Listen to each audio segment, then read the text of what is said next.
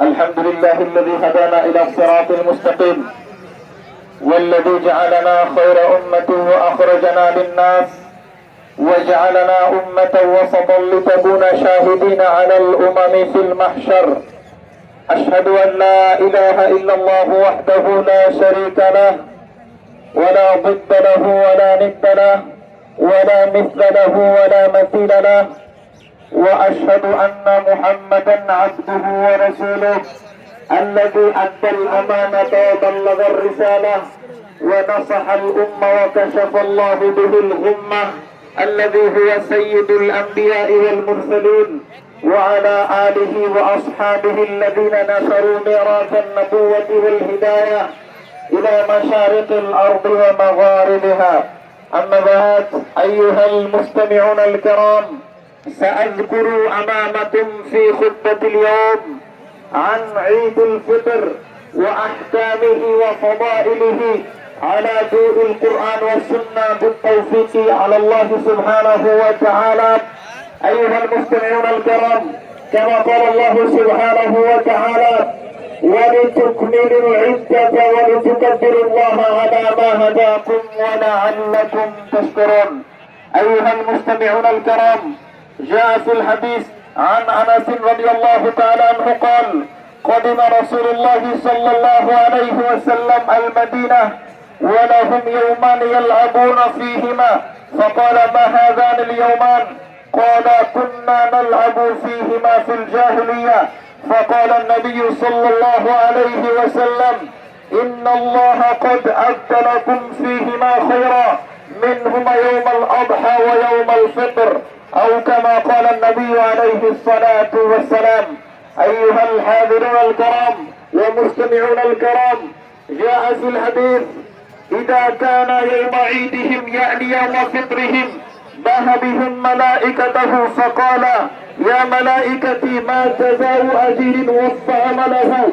قالوا: ربنا جزاؤه أن يوفى أجره. فقال: ملائكتي وعبيدي وإمائي قضوا فريضتي عليهم، ثم خرجوا يرجون إلى الدعاء، وعزتي وجللي وكرمي وعلوي وارتفاع مكاني لأجيبنهم، فيقول: ارجعوا فقد غفرت لكم وبدلت سيئاتكم حسنات. قال: فيرجعوا مغفورا لكم، أو كما قال النبي عليه الصلاة والسلام. أيها المستمعون الكرام، جاء في الحديث قال النبي صلى الله عليه وسلم: من صام رمضان إيمانا واحتسابا غفر له ما تقدم من ذنبه، أو كما قال النبي عليه الصلاة والسلام. وقال النبي صلى الله عليه وسلم: من صام رمضان ثم أتبعه ستا من شوال كان كصيام الدهر، أو كما قال النبي عليه الصلاة والسلام.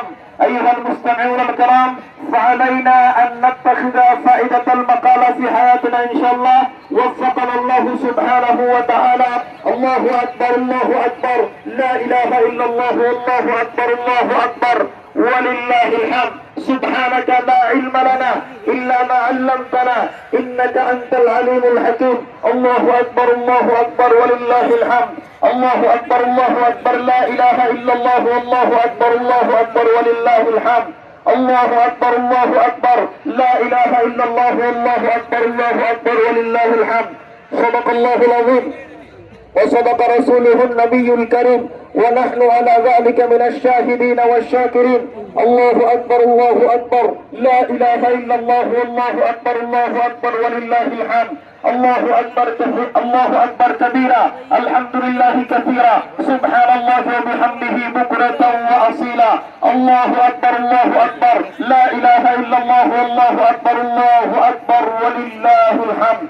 هذا ما عندي والعلم عند الله. الله أكبر، الله أكبر، لا إله إلا الله، والله أكبر، الله أكبر، ولله الحمد. الله أكبر كبيرا، الحمد لله كثيرا، سبحان الله وبحمده بكرة وأصيلا.